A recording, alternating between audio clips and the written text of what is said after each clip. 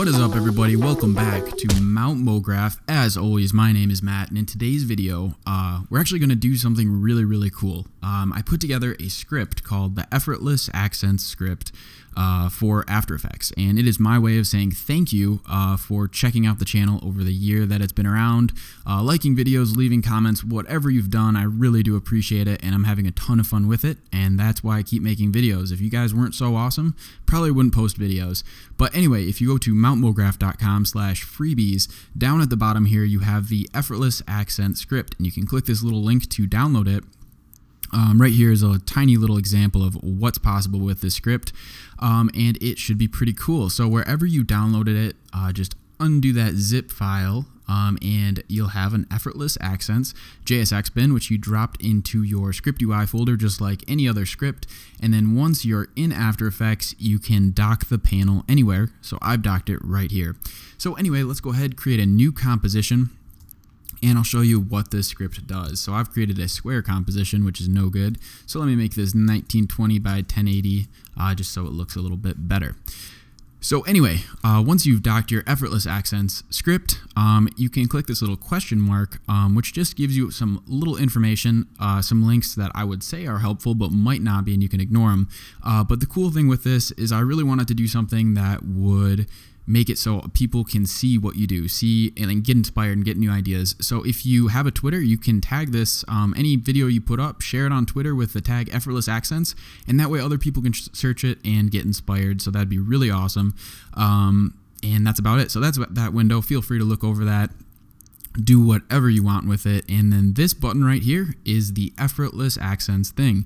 So I should probably click it to show you what it does. I'm going to click it, and we're going to get a ton of stuff that happens. So once again, I'll show you. You click it, you're going to get tons of controls, and also a whole bunch of expressions will get generated that you really don't have to worry about.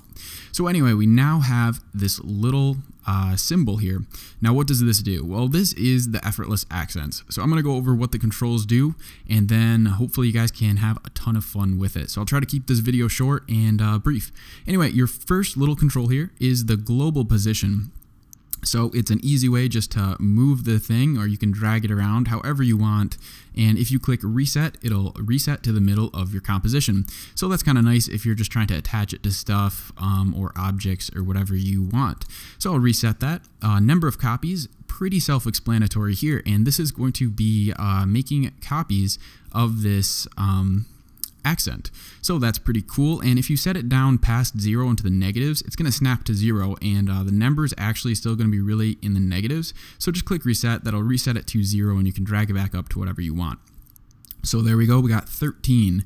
The copies revolution is the revolutions it will make around this object. So I have 13 copies. If I go ahead and just knock this down to like 180, we now only have half of the object. So that is going to be cool in a little bit. Just wanted to tell you what that is. We have a revolution offset. And if we do this, it's kind of randomize where our accents are. So I'm going to put this back to 0, or you can click a reset. We have the accent offset, which is going to be an offset of where the accents are. And there is so much you can do with this script. I'm not going to go through absolutely everything you can do with it, but I'll leave that up to you guys. But this is how you can kind of randomize the actual position of it, and then you can also randomize the revolution of these. So that's going to be pretty cool down the road. We have the distance from center. Once again, that's kind of self-explanatory. The center of the object is going to be your global position thing, as you can see by that.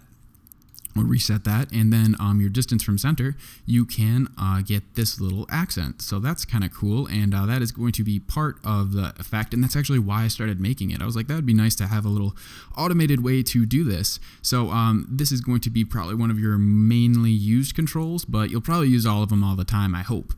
So anyway, we have a link width and height checkbox that we'll actually skip for a second, and let's go to the accent width. So with this one, it does what you would think. It changes the width of these objects. So you can go ahead and start to see how this can be pretty cool.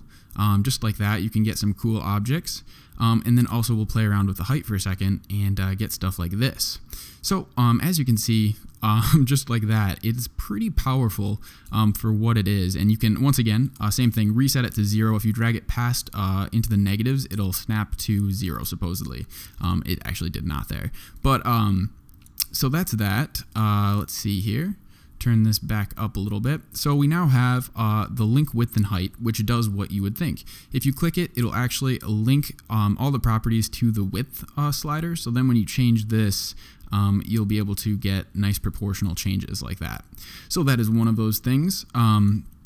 Next up, we have, I'll undo that, we have the stroke width, which is just, again, what you would think. You can turn this up and get some skinny strokes. You can get thick strokes if you do want any strokes at all, which would bring me to the next one, which is the fill on and off. And you can click this to just turn off your fill and just work with those strokes, and then you can kind of see why the stroke width would be fun to play around with. So that's one of those. Again, if we turn the fill back on, we can easily pick colors either by clicking this box to change the color like this, or literally just use your eyedropper and click an object or anything on the screen that you like the color of. So you can do stuff like that, or you can just set it to something that you like red. So we have the stroke on and off, which does what the fill on and off did. You can turn on or off your stroke if you'd like to work with solid shapes and get those nice pops. And then, as you can see, it gets so much fun to play with. I really recommend checking this out. And let's see, I'll just reset these. So anyway, next up, I'll turn this stroke on and off back on, and I'll turn the fill off. So let's go to our stroke color. Similar to what the other one did, you can just easily change your stroke color by clicking these. I actually accidentally started the accent roundness, which just changes the roundness of your object. So if you have it linked and you want perfect circles, you can turn this down to 0 for squares, or you can turn it up to as much as you need to get perfect spheres. And then from there, you can play around with your stroke width and even get these cool little pop effects. So this is starting to get pretty cool. Let's go ahead and just go over a couple quick examples here, and then have fun with it. So pretty much, I'm going to actually delete this effect, and I'll just start fresh. So I'll just click Effortless Accents, generate one, and you can actually generate as many as you like. So I just have tons and tons of them now. So anyway, let's just make the one, and maybe we will keyframe some stuff. So let's actually just grab all of these and just set a keyframe. Well, maybe I have to actually click all these, so I thought that would work. But you'll click all of these and just set keyframes, and then from there, we'll just have a ton of fun. So I will press U on the keyboard and see all those keyframes. As you can see, we've got a ton.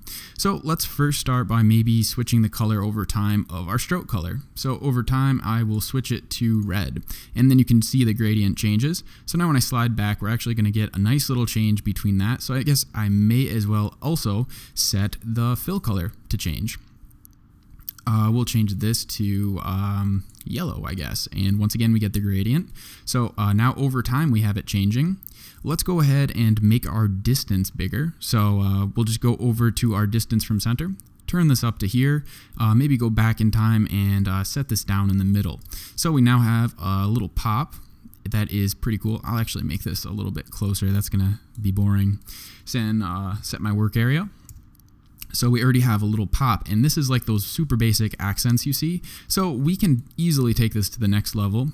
We can do something like accent offset over time.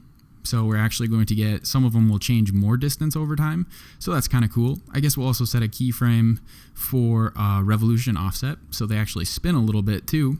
So now we're starting to get some pretty cool little extra animations on top of this. I actually hated that revolution offset. I probably went a little crazy with it. Turn this down to maybe just like 25, and the accent offset a little less as well.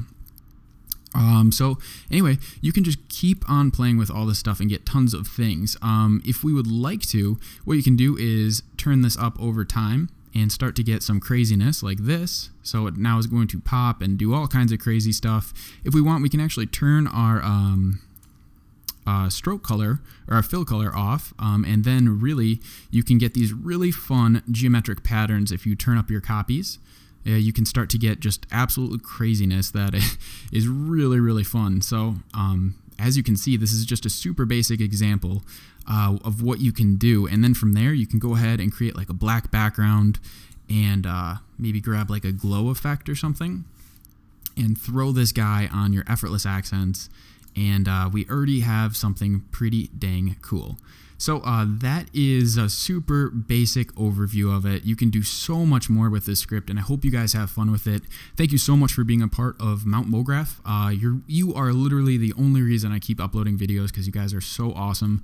So feel free to share this with your friends, use it on projects, do whatever the heck you want. And the only thing I ever ask, well, not ever ask, I've never asked before, but now I've had too many videos on this channel, so sometimes I see a comment and I just can't respond to it. There's not too many, but there's sometimes too many to actually respond to. So if you do see a question or anything that you know the answer to, it would be so awesome if you could just answer the question from whoever asks it, if it's not absolutely ridiculous, and I would appreciate that so much. So anyway, guys, thank you so much once again for being a part of Mount Mograph, and I really do appreciate it. So keep learning, rock on, and doing motion graphics. Peace out, guys.